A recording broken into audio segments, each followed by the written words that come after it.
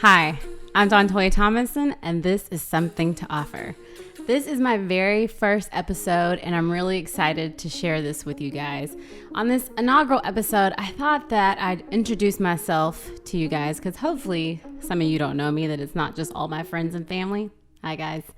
And I also thought that I would tell you why I named the podcast Something to Offer, and then get right into the topic, which I'll tell you after I tell you why I named the podcast Something to Offer. So again, I'm Dawntoya Thomason. Some people call me Dawn, some people call me Toya. I got one of those family names. It's long. You can get a lot out of it. But I named this podcast Something to Offer. It's simple, but although it may seem cliche, it really is something that I think about often.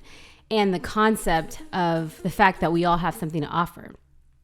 I feel like in this social media age that we only listen to people who are popular, with a lot of likes, with a lot of views, with a lot of comments, with a lot of whatever, you name it, people with a lot of followers. And it's really become this high school on steroids, right? So in high school, for whatever reason, the visible people had a lot of popularity. The cheerleader, the basketball player, the football player, whatever. They had a stage, so to speak. And for whatever reason, we saw like a girl doing a high jump and we thought, I gotta be friends with her. He caught that ball so well. I want to listen to what he has to say. I got to sit by him at the lunch table. There was like this power over us to be around the visible person, the popular person. And there are other types of kids in the school for stereotypical purposes. I'll kind of do this high school jock cheerleader versus band geek or whatever. But you might be sitting in choir or something. And that kid who never talks very often, he only really says something when there's something to say. And he pipes up and he says something kind of profound. You're like, dang, Charlie, like you smart than a mug. Like you always remember those moments from high school. That's a person that has something to offer, but because they were whatever, they didn't tend to have the flock around them. And we talk about celebrity culture. And I am not a person that thinks that celebrities shouldn't speak on topics like politics or race or whatever. I think that everybody should have a say in what goes on in the world. But sometimes when a person has a large platform, they don't always have the wisdom to go with it. They sound sometimes like you'll see a guy like tweet out something about a very important issue and you're like, dang, it feels like you didn't read the book, but you took the test. But they have a large audience, so people kind of jump on that and retweet it, and that's kind of the basis for their conversation. And you just think, dang, just because you have a mass following doesn't mean you always have the wisest thing to offer, right? Although you do have something to offer. But it's really about the fact that we only follow people that have a following. We only listen to people with a following. And so it got me thinking, like, even some of these celebrities, right? They have friends whose names you don't know, but they talk to these people about their trials and their triumphs. And, you know, it's the things that those people tell them that they usually go out into the world and communicate to the masses. We don't know that, but it's that friend who walked through some things, gave them some wisdom on how they should say something. It's really those voices, the obscure people who offer so much to the world. And so I started this podcast because I wanted to share what the people around me pour into me, right? The fact that I have like a couple friends that I'm like, dang, you need to call Oprah because you really just fixed my life. Like you got me together. You need a whole show. And I sometimes like want other people to get in on that. My husband be saying stuff and I'm like, you literally counseled me and I just paid a woman, money for therapy. Like it's a lot. I have a lot of good, wise people around me. And I think, because of that, I want to offer something to the world. I want to use my gifts and I want to let the world in on what these people have shared with me, right? I want to share insights from these people. So that's actually the concept of something to offer. And it's actually the foundation of the first episode. I've been told by the majority of people in my life that I indeed have something to offer. And yet I'm 38 and I'm just now starting a podcast. I mean, they weren't out like a long time ago. But it's this idea that like I have not always stepped out into what I wanted to do because of the fear of today's topic. And it's a question that I want to pose. And the question is it ever too late to start? Is it ever too late to start? Is it ever too late to start that business, that podcast, that singing career, that knitting class, like working out, any of those things? And I wanted that to be the inaugural conversation because I'm totally not healed from this conversation. You know, right? This question. It plagues me, and so I assume that it might plague some of you. And that's why I want to talk about that today. So let's get into it. Okay, so I want to get into the topic of, is it ever too late to start? But first, I want to tell you a little bit about myself and how I sort of arrived at the wrestle with that question. Because obviously when you're young, you don't really think that you're too young for anything or too late for anything. So I actually was born in Garland, Texas. Shout out, you see I'm representing Garland today. And many of y'all don't know Garland. Let me think. We got LeAnn Rimes, the country singers from Garland. That was a big deal for me because we're the same age, and she was discovered out of Garland, Texas. I was like so shocked. So she was a big deal in Garland. And we actually just had somebody drafted into the NBA this season. So that's a big deal. From my high school, from South Garland High School. That's a big deal. And the only other thing that you might really know is King of the Hill, that cartoon that was very Beavis and Butthead-esque. They lived in Arlen, Texas. And apparently the creators said that he came to that region of Texas and was like, I got to make a show. So allegedly, King of the Hill is based on the area where I'm from. I'm from Garland. They're from Arlen. So that actually tells you a lot about Garland. Now, I didn't think it was like a small town, but looking back, in some ways, and I don't say this across the board, no shade, but in some ways it was very small-minded. For example, my high school that I just mentioned, the school flag for years used to be the Confederate flag. And as a little black girl in that school, I would chant, the South, the South, the South shall rise again. Like, my mind can't even fathom letting my kid go to a school like that, but nobody seemed to understand the implications at the time. And I didn't know my history, so I didn't really recognize what was going on. I just knew we were the South. If we played the North, I figured we'd rise and we'd win the football game. But oh my God, how racist, right? They literally, I just saw an article in the Dallas Morning News, I think, that just last week, that they're just now removing their colonel and all their Confederacy like mascots and images and all that stuff. So that's another conversation for another day. But that's Garland. A lot of my friends say that I'm country. I don't really think I'm country. I feel city, you know what I'm saying? Like, but people say that I'm country. My grandmother is from Strong, Arkansas, and it probably doesn't get any countryer than that. So I'm now starting to take in that might be true. One thing about Garland and part of my growing up is that I did have a good time at the Good Time skating rink. That was a big deal when I was young. I would like cut up my jeans to make cutoff shorts, but I was real skinny, so they'd be like real baggy, but I'd fray them and then like put on a neon outfit with like a scrunchie. And maybe this is country, but my favorite snack at the skating rink was the pickle sickle. And it was when the skating rink ran out of actual pickles, they would take the popsicle molds, put the pickle juice in there, freeze them, and make pickle sickles. So I would like skate around, you know what I'm saying, and eat the pickle sickle. And I always wanted to couple skate and nobody would. And I thought it was maybe because I wasn't cute, but now I'm thinking it was probably the pickle sickle because I ate them religiously. And I digress. But anyway, so that's kind of the picture of Garland, like a small town.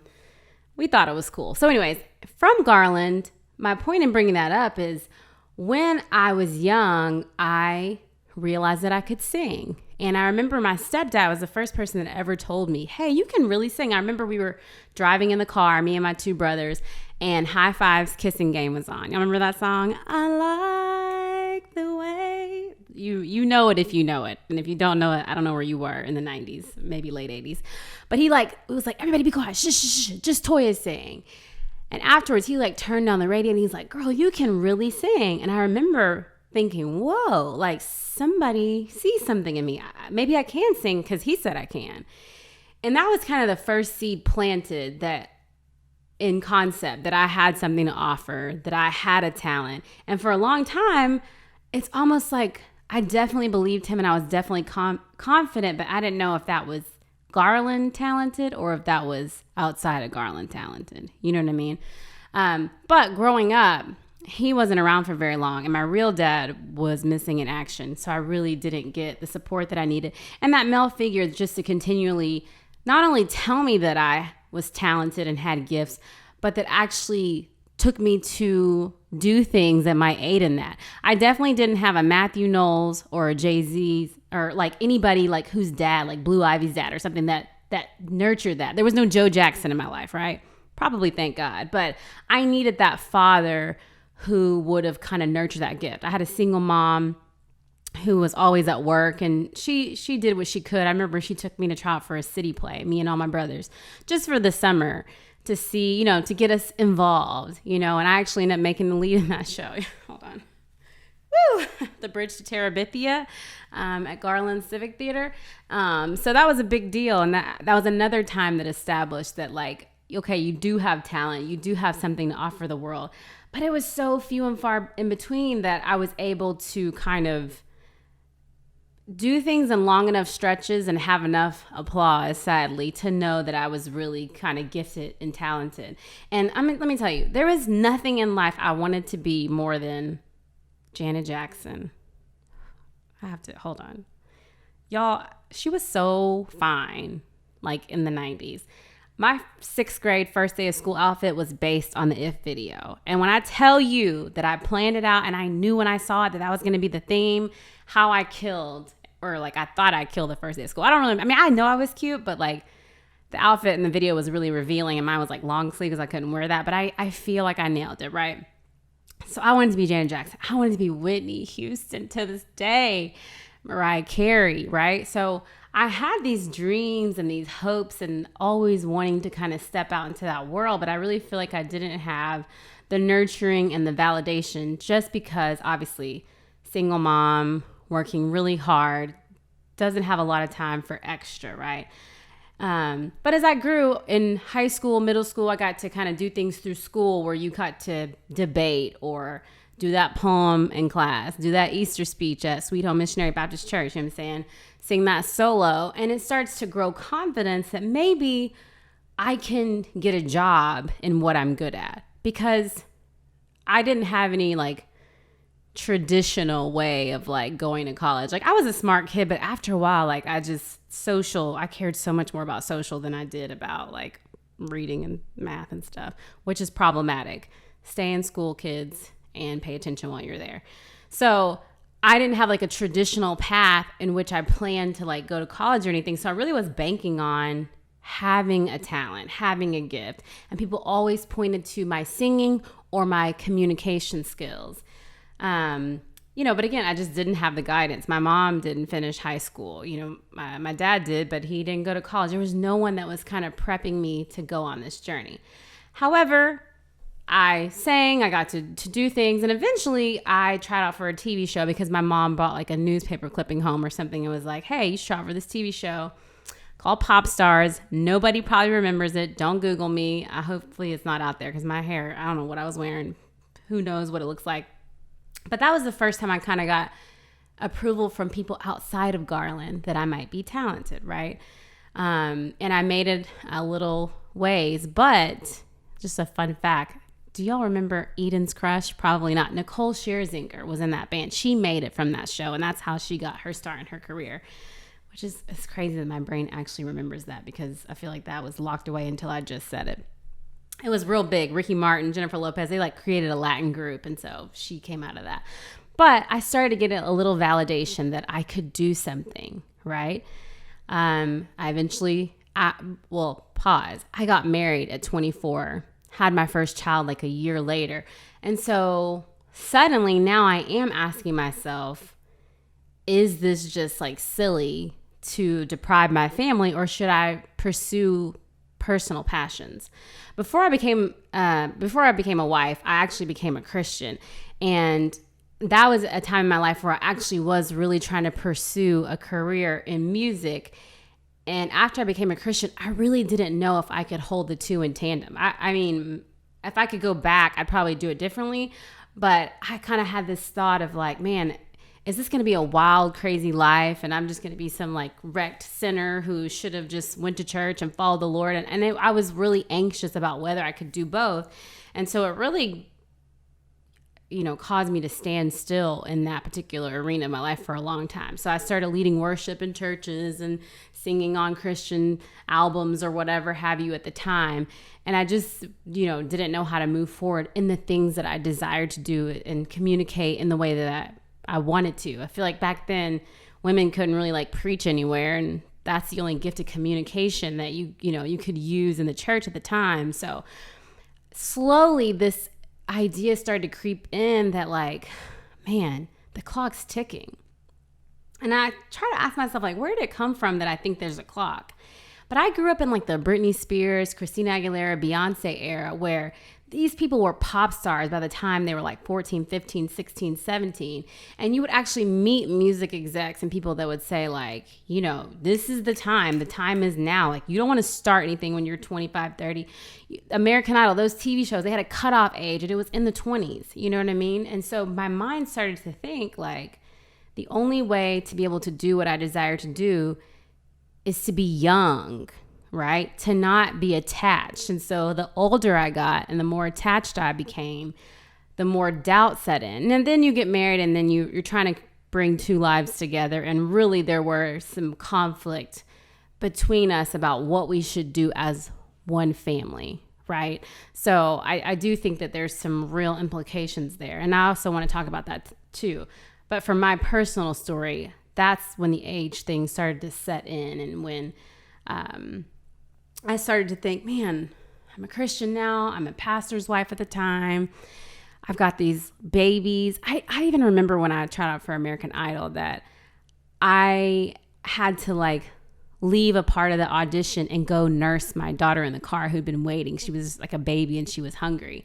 And I was there for hours and I had to find a window, and everything just made me anxious and like, man, I got to get to this baby. And anyway, I digress, but that shows you the real feeling that moms have. Moms definitely have mom guilt. I'd be talking to dads and they'd be like, I don't know, I went out of town for 2 weeks and I'll see them when I get back. Like, y'all just don't know if y'all are missing that nurture piece, but like, moms have anxiety about doing the things that they love and being responsible for a family or whatever. So the question about, is it ever too late to start, has been, really going off in my mind like an alarm for like several years now. I've had really tough conversations with my friends and my husband and people that have just been like, Dawntoya, you need to move on things. But I just feel stuck because there's certain areas that I just think, well, it's just too late. And so I wonder if you think that. And I just want to speak on where I am currently with that. Now we ebb and we flow, and today I'm feeling really good, but who knows what tomorrow may bring. And so I started asking myself not too long ago, is starting late a myth? So let's go one. There are real circumstances in life, age circumstances that keep people from pursuing dreams that they had, right? You might actually have some age, like physical limitation that, man, I used to be able to jump, and now my arthritis in my knees, like I can't jump anymore. I don't know, right? So you have that part. Then becoming a parent, mother or father, there's a full-on responsibility, both like physically to be there for your family, but also mentally. Full disclosure, for me to do a podcast, I have to wait till everybody goes to bed at night, right? I have a 3-year-old. I have a 12-year-old, a 9-year-old, and then, that sweet, loving, oopsie 3-year-old who makes you start over with the diapers and the potty training and all that. And it really is a different feeling to have a 3-year-old. She might wonder in here right now, you know what I'm saying? But it is a different amount of time. It is a different thought process to do things when you have more responsibility, right? Going out of town and sometimes feeling like torn away from this family or missing or whatever. There definitely are actual limitations. There are definitely financial limitations to people feeling like they can't start. There's a lot of actual real things that I want to validate for anybody that feels like, man, I do feel like it's late for me. But I also want to move to encourage you that if you have been given a gift, that you have to share it. Now, there's a piece of me that for a long time I thought, I have a gift of communication. I need to teach my children. That's another thing. I'm a full-time homeschool mom, so that's a real thing where I'm like, I can give that time to them. I can offer that time to them. You might feel like, man, right now, I don't need to be some brand. I don't need to do all this stuff. I'm going to give my gift in this way. But if you feel that you need to do more, but you're using the excuse that you're too old or too whatever, then that's where I'd press you and say, it's a myth that it's too late to start, right?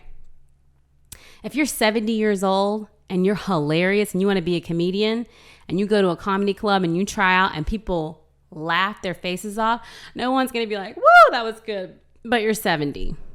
I just don't think that's how it works. You know what I mean? You might have to be smarter about how you maneuver situations, but it really is a myth. And I think, like, as a Christian, I do believe there's an enemy. I believe that there's something that weighs on my conscience sometimes that tells me that lies to me, right? I have a quote actually from a great philosopher that y'all might know. I hope I get this right, but Dolly Parton. She says, find out who you are and do it on purpose. And to me, that's why this is a myth. If you can find out who you are, and the truth is, sometimes it takes a little bit of time. Sometimes it takes living a life and doing things that you hate to discover what you love, right? Sometimes it takes that time for you to go, no, I'm supposed to be doing this. It's not too late, and I'm going to go for it now, right? I think it's a myth. I want to have a caveat real quick, though, because some person might ask, hey, you're from Garland. You're from this small town. How do you know if you're Garland talented or if you should even be sharing with anybody? Now, one, I don't think God sees like that. I don't think it's like Garland's not important and you shouldn't be. But I get what you're saying. It's like, man, I killed at the Opry in town, but I went over to, Nashville and they booed me. So there is that. I'm not going to act like that doesn't exist. So what's the difference between confidence and delusion? So I would explain it like this. Like, if confidence is like knowing that you're good at something, you've been told by friends and family, like, you are so good at this and you need to move out in it. You have like assurance that you're good and you're gifted, or that it can be worked on and it can be improved and you can go out in the world to do it. Delusion is like where your thoughts don't match reality. And the best way I can describe it is like when people love you, like my husband loves me. He's for me. He's never been against me. My mom thinks I can do any and everything. I'm the cutest. I'm the funniest. I'm the whoo. And so if my mom comes to me and was like, Dawntoya, I heard that mixtape you put out, and I really didn't know you rap like that. And I didn't think it was that good. I think that maybe you should stick to speaking or singing and not really rapping. If I'm to be like, yo, but I know I got bars because when I'm in the bathroom, I'm in the shower, like it really, like it flows. That is delusion. When people who have never been against you start to tell you that you're possibly not good at something, that's when you might be crossing the line of delusion. You should just rest on relationship and rest on wisdom for your friends. Now, let me give another caveat, because all these rappers, I try to keep my ear to the street. Like, I feel like I like music and I try to stay up on it. But like a lot of these Lils and these Youngs, if I like was their family member, I probably would have been saying like, yo, I don't think you should do this for a living. I think that you should work at the bank or, whatever. But they go on to sell like millions of records. So, I mean, like, who am I to tell Lil Young rapper that he's not good? So there's a piece of me that's like, you got to do you, boo-boo, right? You got to give it a shot. You got to be willing to put yourself out there. And you have to determine that the reason why you're not doing something is because, that it's really what you don't want to do, not because you think it's too late. And I think the answer that I'm coming to is, if it's ever too late, is really not about whether it's too late. It's really about, do I think I'm good enough to start? That's not about the late start. It's about, am I good enough to start? Or maybe that's just me. Maybe this is just like cheap therapy and I'm coming to my own conclusion. But that's what I want to push, the idea of, do you really believe it's too late for you to start something? Or do you feel like you're not good enough? Right? So I want to say, I believe that it is a myth. Ask yourself, am I good at it? And if the answer is yes, do I want to do it? Yes. Is it fear that's stopping me? Is there something that someone else can help me with? Like, sometimes I have to humble myself and go, man, I'm not organized enough to start this. I'm not practiced enough to start this. I need a vocal coach. And ask people around you to help you to put in place what you need to do to get things done, right?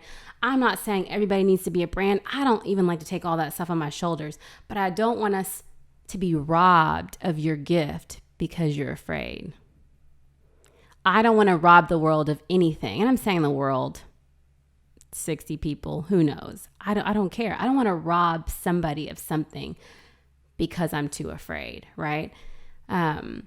Because I do believe we're all gifted. I do believe that there's obscure people in our communities, in our relationships that have valuable things to offer. But a lot of times we just go back to high school on steroids and say, yeah, that's for the cheerleader.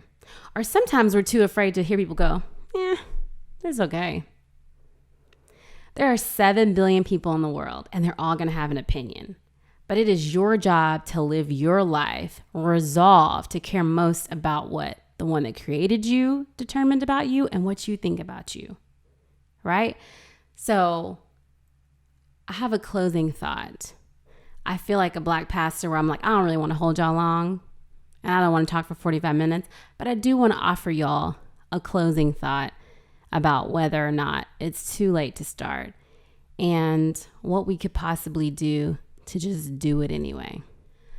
So, as a bit of a closing thought, something to offer, if you will, I kind of wanted to talk about 2 people that I think kill it and that are examples of why you should do you and not worry about whether or not it's too late.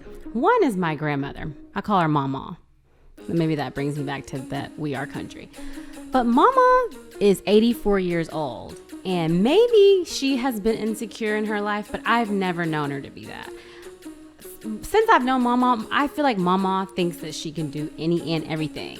And I never heard her think, well, what do you think so-and-so will think about it? Like, Mama has written books about her life, and she will say like, hey, buy my book, you're going to love it. There's no ifs, ands, buts about it. If, ands, or buts about it.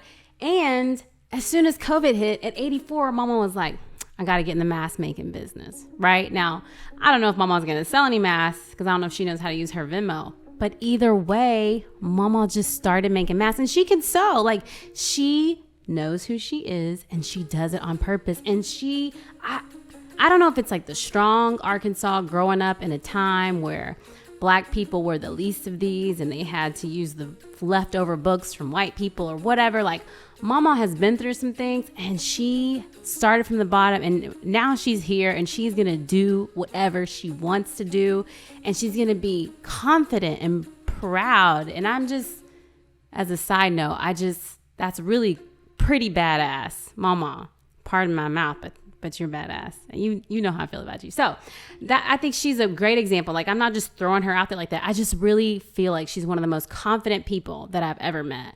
And I hope that some of that downlines into me. But as my real closer, I feel like, now I'm going to say a word, and to me, it's not a cuss word. It's an expounder. It's an expounding word. Whenever somebody adds shit out of, you ever heard that? They're adding emphasis on how good something is. Like, she cooked the shit out of that turkey. You're like, woo, that must have been a good turkey, right? You understand what that means, right, in that reference. Or he kicked the shit out of that field, like that ball, the field goal, what, you know that he really did it. Like, so that's just an expounding word. So if you need to cover the kids' ears, sure. But I'm gonna use this, right? So let that hold in your mind. As a final thought, I would say everybody wants to be Beyonce. And maybe by everybody, I mean me. Like, if you would have asked me years ago, like, would you rather be Beyonce, Giselle Knowles-Carter, or Dawntoya Thomason? I'd probably be like, man, I got to get in there and like do the homecoming. Like, I would probably have picked Beyonce. Although my husband's finer than hers and we all saw Lemonade, like, life's not perfect, but I stand, right? But Beyonce at one point was just Beyonce from Houston, the little kid who went to your school, who sang in the talent show, but it wasn't like icon status. It was like, oh, that was cute. That's kind of cool that she sang that little song, right? We're all just we grow up in a town and nobody really knows who we are. But I've seen coffee cups, and maybe you don't like Beyonce like that, but I do. Maybe for my Puerto Rican friends, it's like Jennifer Lopez or whoever is like the person for you. But I've seen coffee cups that say, we all have the same 24 hours in a day as Beyonce. What are you going to do with yours? You know what I'm saying? Like, people understand the iconic nature with how this lady lives her life in excellence, right? But I think the only difference between a Beyonce and a me is that Beyonce took the talent that she had in Houston, Texas, and she Beyonce'd the shit out of her life. Like, pardon my French, or not, I'm going to say it again. She Beyonce'd the shit out of her life. And the truth is, God is so creative. He didn't need to make two Beyoncés, right? She wouldn't be as cool if he did. So he only made one you. He only made one me. And honestly, the truth of the matter is whether I think it's too late or I should have done this or should have done that. The thing is, I'm finding out who I am. I'm going to do it on purpose. And I'm about to Dawntoya the shit out of my life. In all aspects, with my mothering, with my, as a spouse, as a person in the home that's trying to teach love and patience. And you need the shit out of your life. It's not too late to start. It is a myth. You can start today. You can do that thing that you've been wanting to do. I can do the thing that I want to do. Now, I'm sure I'm going to get some comments like, you talked a lot about singing. Why you're not singing? That's another story. You know what I'm saying? Like, I need to warm up, but I've learned that my true desire is just to use my voice. And I always thought it had to be just singing. But you can do the thing that you want to do. And it doesn't have to be perfect. Man, I struggle with perfectionism. Oh my goodness. I wish I could tell you stories just about trying to start this. I wish I could tell you stories about small things in my life that I just need to accomplish, but I'm just too afraid, right?